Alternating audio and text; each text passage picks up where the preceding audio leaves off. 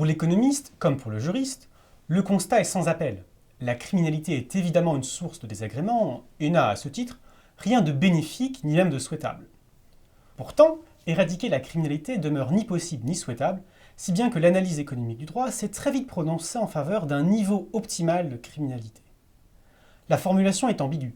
L'économiste ne prétend pas que certains crimes soient positifs, voire bénéfiques, mais simplement qu'il existe un niveau au-delà duquel la lutte contre la délinquance n'est pas efficiente, son coût social étant supérieur au bien-être escompté.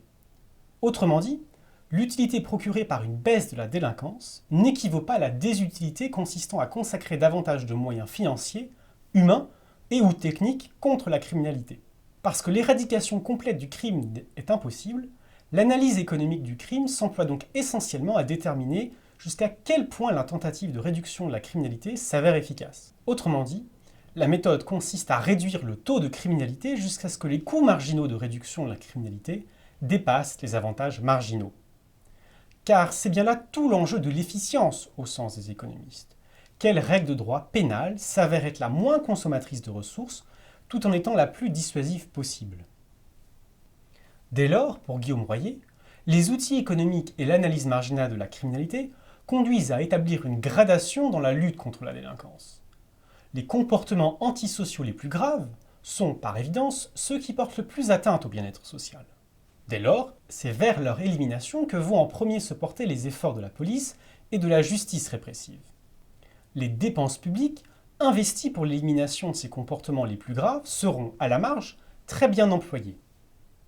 Ensuite, pour les comportements moins dangereux, l'emploi des ressources publiques sera un peu moins intéressant car il protégera une valeur moins génératrice de bien-être social. Enfin, on arrivera à un point où l'emploi des deniers publics ne sera plus nécessaire car la poursuite du bien-être social ne dictera plus l'élimination des comportements en question. Dans cette dernière hypothèse, les ressources employées auront une marginalité négative et le raisonnement économique ne justifiera plus de mener des actions permettant de réduire le niveau de criminalité. Mais au-delà des calculs, la mise en pratique du modèle appartient aux juristes, avec évidemment toutes les difficultés que les effets pervers de la loi peuvent comporter, le législateur ne pouvant totalement contrôler l'action des sujets de droit. Aussi originale soit la pensée de Gary Becker, l'homme n'a évidemment pas pu, à lui seul, couvrir l'intégralité de l'analyse économique du droit. Nombreux cependant sont ses disciples. Rien qu'en matière de criminalité, d'abondantes études ont vu le jour afin de tester la validité du modèle beckerien et de nombreux articles universitaires constituent une importante littérature clairement inspirée de ces travaux. D'autres économistes ont à leur tour commencé à élaborer des théories économiques visant à expliquer, et donc permettant de lutter contre, la criminalité, instaurant ainsi une véritable concurrence entre les économistes eux-mêmes d'une part, entre les juristes, criminologues et économistes d'autre part. Tous tentèrent de répondre à une question: quelles sont les causes de la criminalité ?